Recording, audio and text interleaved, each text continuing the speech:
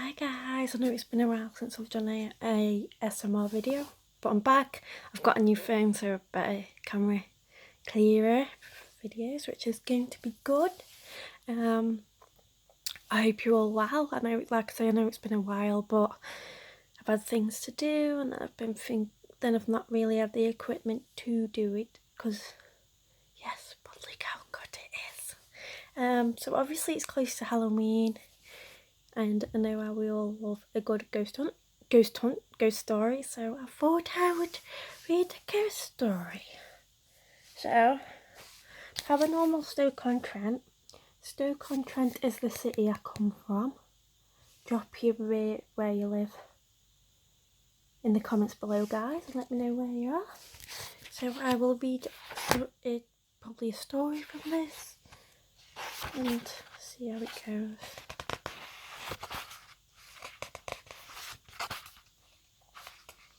If I can find it.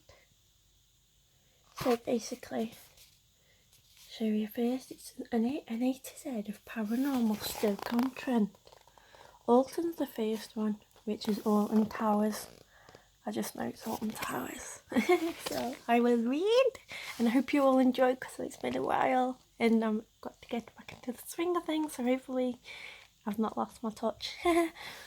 So, Alton. For its small size, the village of Alton has a great deal of history and a high number of strange and spooky tales. In fact, you could make a good argument for Alton being the most haunted village in North Staffordshire, quite possibly even further afield. The Alton Towers estate has long been the focus of myth and legend, and in recent times television shows and a record-breaking ghost hunting event have served to heighten its renown. The village of Alton, however, also boasts a castle dating back to the 12th century, and local legend has it that this too is haunted, although there are no first-hand reports to speak of. So obviously that's a picture of the castle, guys. Not sure if you can read that. God, it's a long one, guys, look. It's very, very long. Like, look how many pages it is. Crazy. Look. So I'm going to be doing a lot of reading. Hopefully I won't get a bad throat. So we shall continue. Legend also has it that nearby Slane Hollow was the site of a mighty battle in Saxon times, and it is said that processions of spectral monks are witnessed throughout the area and down to the neighbouring villages. It would be easy to assume that this is just local hearsay, but the story of an unfortunate BT engineer deepens the mystery. Near to the village of Alton is a telephone exchange building that has gained a reputation amongst engineers for being haunted, to the extent that few will work there alone. Doors are said to slam by themselves, and disembodied footsteps heard. Whilst working alone one day, an engineer heard a banging at the windows and looked up to see what reports describes as 15 to 20 medieval monks with big clubs and furious looks on their faces banging at the window, trying to get in at him. Managing to run out of the building and start his van, the unfortunate man made his getaway. Noticing the monks in his rearview mirror, however, two more monks appeared in front of him and started running towards him with furious faces and trying to hit the car with their sticks.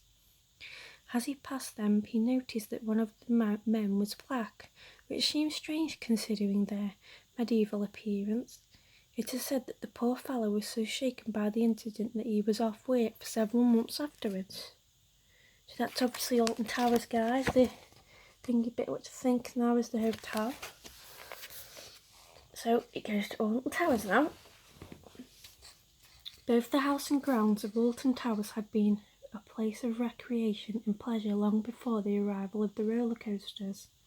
During the late 18th and early 19th century's two success Earls of Shrewsbury transformed what had been a modest hunting lodge surrounded by plain countryside into a palatial residence with spectacular gardens. During the Victorian era, Alton Towers were reputedly the largest private residence in Europe, and the public were periodically welcomed in to wander the glades and grottos. However, disputes within the Shrewsbury family meant that the estate was eventually sold. Today, the ruinous Gothic revival pile is a perfect setting for ghost tours, and most weekends the intrepid and the brave can be found searching for spirits throughout the tower's dark corridors. One of the most famous legends connected with the towers is that of the chained oak, popularised thanks to the hex ride, which is now located in part of the old house.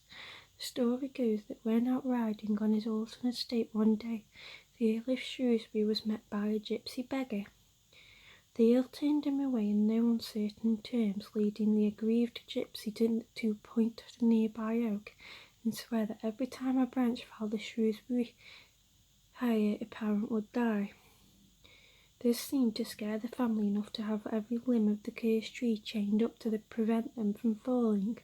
This version of the tale is just the latest in a number of interpretations, but the oak is real enough and it is still bound by iron chains, although a storm in 2007 left it severely damaged. As with all legends of this sort, the origins are blurred by time, but it is true that the Shrewsburys have struggled to provide male heirs, with the title often passing to a cousin or another more distant relative. A good place to start a look around in the towers is the former grand entrance, which is now the queuing system for hex. Originally this would have been a very impressive affair, flanked by two stone Talbot dogs. Visitors would have ascended the stairs, passing through the great wooden doors into the armoury, wandering past numerous reminders of the Shrewsbury's long and distinguished history. The path led through the picture gallery and the conservatory before arriving at the house proper. In total, a modest entrance hall of more than 400 foot. Despite being a somewhat liminal part of the house, it seems this area is one of the most haunted. It is thought that a coach house stood here previously, but there a few historical clues as to the strange activity for many years. In the 20th century, the armoury and picture gallery were the main gift shop, and many staff remember experiencing unexplained feelings of intimidation and discomfort. Stranger still, those opening the shop in the morning would sometimes be confronted by items carefully stacked in pyramids on the floor, despite the area being tidy the previous evening. Thrill seekers queuing for hex have sometimes reported glimpsing a black presence as they file through, and it has been suggested that his apparition is dressed in riding gear. If so, it may be linked to stories of a phantom horseman that is said to ride throughout the estate. Although the activity seems real enough, we can only speculate on the cause. Some say it is one of the former Earls, Charles XV or John XVI, are the most likely candidates, since it was they who oversaw the majority of the building work.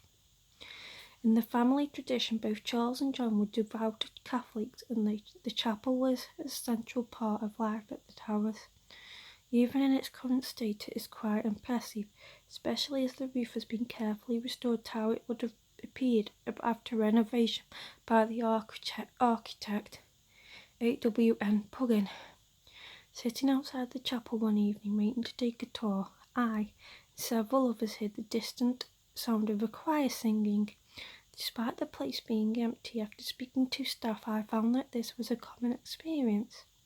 The chapel was the site of grand and important services, including the funeral of the 16th Earl, and if hauntings are indeed a product of memorable and emotional past events, then it seems logical for the chapel to have its fair share. Curiously, one of the most frequently witnessed ghosts is not a member of the Talbot family. It seems to enjoy roaming the kitchen and servant areas. She has come to be known as the Black Lady. As reports detail a female presence possibly dressed in dark Victorian clothes who brings with her an uneasy feeling and the smell of lavender. A common area to meet her is said to be the erstwhile servants' room in the basement, although she is said to also wander the upper floor. Popular myths claims that in life she lost a child and so wears black in the morning. In morning, theme park visitors are welcome to walk around the rooms during the day, and a number of reports have come from people who decided to take a wander and got a little more than they bargained for. Researcher Martin Jeffrey has gathered witness testaments from Alton Towers for several years now, including this curious incident that occurred a few summers ago. I received a report from a young lady called Sally Preston, who witnessed the ghost of a tall gentleman in the library area. Sally had an interest in the paranormal and especially ghosts. She had heard that the rooms were haunted, and so she ventured in with her dad. They walked for over 20 minutes when they realised that they could hear music coming from downstairs and seemingly from the library. As they stood quiet, there was a sudden rush of footsteps and a shadowy figure had passed outside in the corridor towards the banqueting hall. Intrigued, Sally undertook some research and found that she recognised the ghost as the 20th Earl of Shrewsbury, Charles Talbot, the man who had sold Alton Towers after financial difficulties in the 1920s. He is described as tall, with a crooked nose and thin moustache, and wearing full military uniform. It is said that if you stand in front of the shadow, it will bump into you, knocking you to the ground. It is interesting that this account refers to paranormal activity moving towards the banqueting hall, as over the years a range of reports have come from this area. People often feel intimidated and unwelcome. Perhaps this is down to the presence of the truculent Earl that Sally Preston seemed to encounter. Physical paranormal activity is regularly experienced, especially near to the doors leading across to the other entertainment rooms. 2008, a friend of mine was leading a vigil in the banqueting hall and asked for a bump or bang. The doors were oblingly banged shut. Wanting to verify whether the cause was natural, he asked twice more, and both times was promptly rewarded with the same sound. Upon request, the door then swung open again on request. The group were then greeted with several guttural groans. A rather scary encounter, one that seems very unlikely to have happened by sheer chance. Some would argue that inherently spooky places like Alton Towers will always lead people to assume a paranormal explanation for things that are in fact perfectly rational. However, having regular personal experience of the place and bearing in mind the range of bizarre first-hand reports, don't believe that we should settle for such a simplistic explanation. So that is one done, guys. Let me know in the comments what you think, and if you would want me to read any more books, because I know a lot of people like reading, and I'm happy to be back, guys. Don't forget to give this video a thumbs up, share it, and subscribe to my channel. Thank you very much. Bye.